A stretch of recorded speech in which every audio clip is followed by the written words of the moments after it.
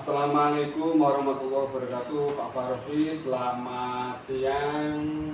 Waalaikumsalam Pak Solehin, selamat siang juga. Bagaimana keadaannya siang ini Pak jenengan? Alhamdulillah saya sehat-sehat selalu. Alhamdulillah. Walaupun agak ngantuk sedikit. Baiklah Pak Farofi, kegiatan observasi ini sudah kita agendakan. Ya. Yang sudah kita agendakan dan baru hari ini kita bisa melaksanakannya. Terima kasih atas segala sesuatu dan waktunya. Hari ini Kamis 7 Maret 2024. Nama Pak Farofi SPD ya. SPDI. Ya. Mata pelajaran apa Pak Farofi? PAI. PAI, Pendidikan Agama Islam ya. Iya. Untuk kelas berapa? Hari ini Kamis untuk kelas 6.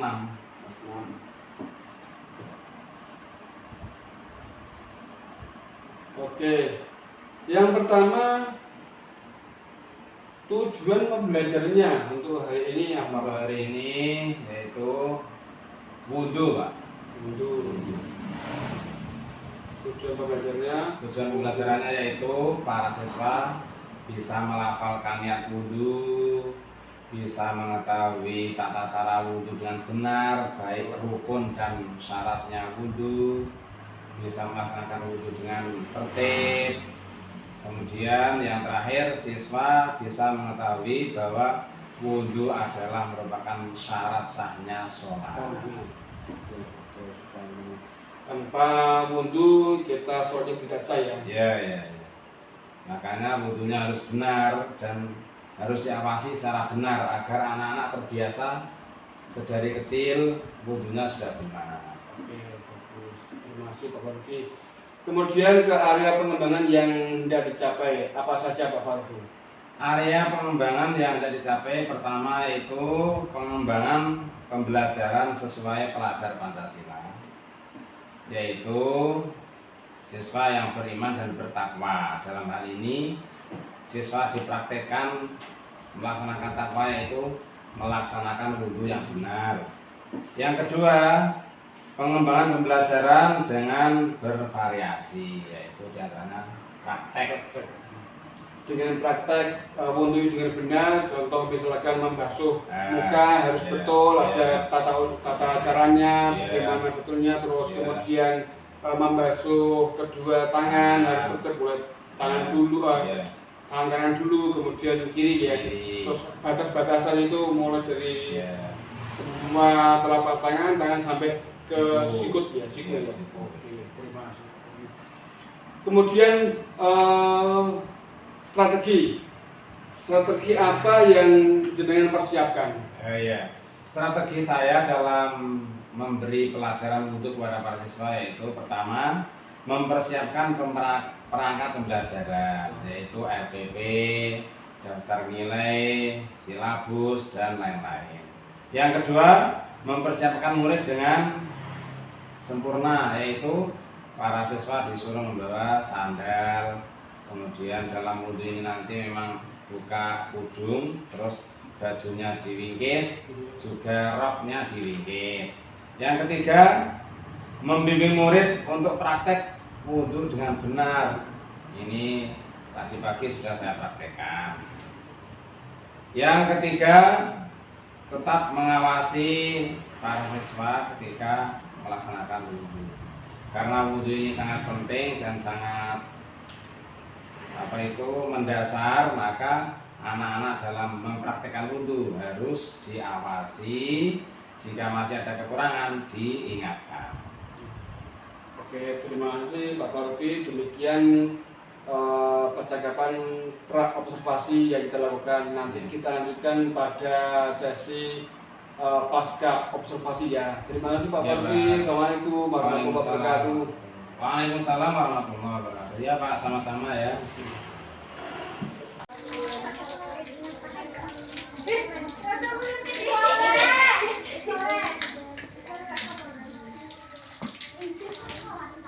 Sebaniro.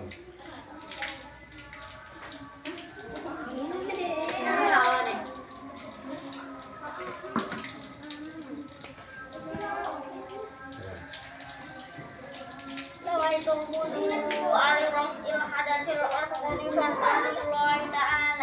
Ya, yang kedua.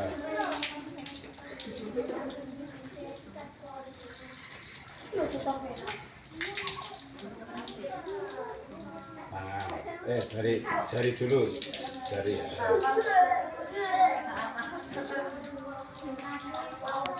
Tarik. Tarik. Yang telu kok. Terus yang kedua. Tarik. Yang ketiga. Sekarang yang kiri. Jari dulu.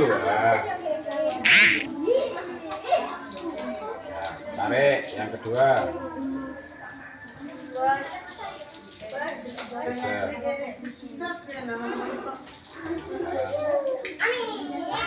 Dhuwur, aja batuk.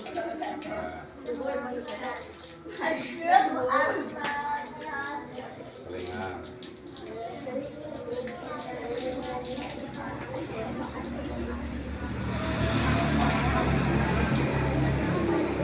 Kaki dari bawah dulu. Gerakannya banyak dicek. Terus di sela-sela nih di sini. Tarik. Yang kedua. Di sini. Tarik. Yang ketiga. Sekarang yang kiri. Jari ya, diratakan bumi.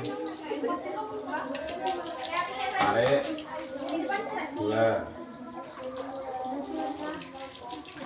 Tarik. Tiga. Ini doa. Asyhadu an la ilaha illallah wahdahu la syarikalah wa asyhadu anna Muhammadan abduhu wa rasuluh. Allahumma ja'alni minat tawwabin waj'alni minal mutatahhirin waj'alni min ibadika shalihin. Jadi setelah saya memperhatikan praktek wudhu tadi, yang dilaksanakan untuk kelas anak-anak kelas 6, sangat luar biasa sekali. Panjenengan sudah mendampingi dengan serius, mengingat karena wudhu ini sebagai pondasi ibadah, khususnya sholat. Kalau wudhu ini tidak sempurna, tidak sah, ya tidak mungkin ketika sholat itu hukumnya sah. Kemudian yang kedua, kelas 6 ini kan muridnya berbeda-beda, heterogen. Ada yang mampu untuk melaksanakan dengan baik, ada yang mempraktikkan dengan baik, ada yang belum. Tetapi mengingat wudhu itu dilaksanakan setiap hari, setiap sholat, artinya mereka bisa menyesuaikan dengan benar, dengan cepat. Sholat dengan seperti Ya, saya menyikapi memang siswa kelas 6 kemampuannya memang berbeda-beda. Ada yang otaknya di atas rata-rata, pinter, ada yang sedang, ada yang di bawah. Terutama yang pinter ini memang langsung bisa karena langsung ditangkap secara baik, secara cepat. Artinya memang otaknya mendukung. Ada pula siswa ini yang kemampuannya itu sedang. Kalau tidak dipraktekkan, ada keterangan, ada teori, kalau tidak dipraktekkan, ya belum paham. Untuk itu praktek ini memang sangat diperlukan, yaitu ketika saya menerangkan tentang wudhu, membaca niat itu di dalam hati, maka harus saya praktekkan. Jadi memang saya praktekkan di depan kelas, anak-anak melihat caranya seperti ini.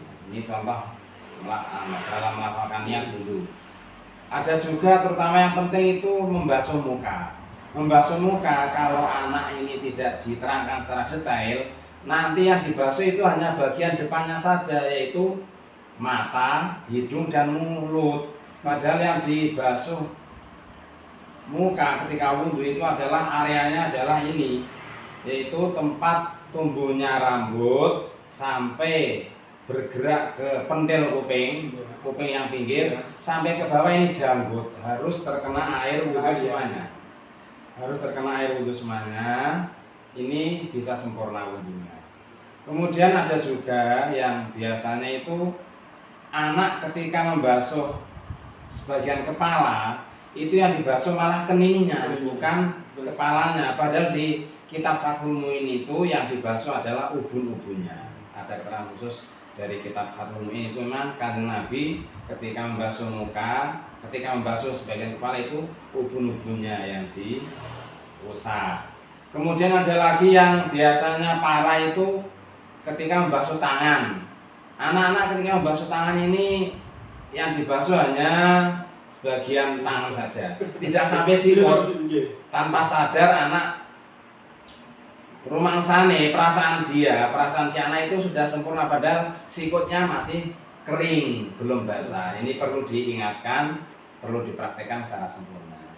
Ada lagi yang kaki, ketika anak-anak membasuh kaki pada waktu wudhu itu kakinya yang dibasuh hanya pergelangan kaki saja, tidak sampai ke atas. Jadi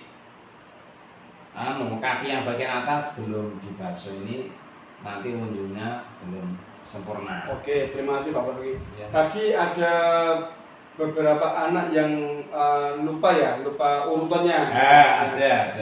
Nah, kalau misalkan lupa urutannya harus mengulang dari awal apa melanjutkan. Ya. Sebelum itu saya terangkan, ini sesuatu yang penting Pak. Wudhu, ketika kita wudhu, siswa wudhu kok dalam rangka untuk mendapat nilai atau untuk wudhu ujian praktek, kan ini untuk mendapat nilai bukan untuk mendapat pahala. Ini ada sesuatu yang sangat khusus harus saya sampaikan ke anak, yaitu niat wudhu ketika anak ujian wudhu, praktek wudhu ujian, ini niat wudhunya boleh dibaca secara keras dengan suara keras sebelum membasuh muka. Tapi kalau nanti di rumah atau sudah wudhu secara asli, secara hukum syariat, niat wudhu ini harus dibaca di dalam hati, yaitu bersamaan ketika membasuh muka yang pertama. Kemudian menyikapi anak yang tadi praktek wudhunya itu kolak-kualik, tidak urut, ini anak memang disuruh mengulangi lagi. Karena wudhu syarat utamanya adalah tertib. Tertib itu artinya dari nomor 1 sampai nomor 6 harus urut. Jadi disuruh ulangi lagi. Oke, terima kasih Pak Farki. Alhamdulillah ketercapaian tujuan jenengan ketika praktek wudhu pembelajaran ini sudah tercapai. Artinya anak-anak sudah bisa melafalkan niat dengan baik, dengan benar, kemudian mempraktekkan wudhu dengan benar secara urut. Alhamdulillah. Kemudian pembuatan media pembelajaran sudah bagus, sudah sesuai dengan tema. Terus jenengan sudah memfasilitasi mendampingi anak secara serius, mendampingi lebih dekat lagi, kemudian mereka lebih paham. Oke. Kemudian nanti kita lanjutkan ya Pak ya untuk sholatnya ya. Sholat ya. Oke, terima kasih atas waktunya Pak Farki. Mudah-mudahan bermanfaat untuk anak-anak di masa depan. Amin. Sama-sama Pak. Assalamualaikum Pak Farki. Waalaikumsalam warahmatullahi wabarakatuh.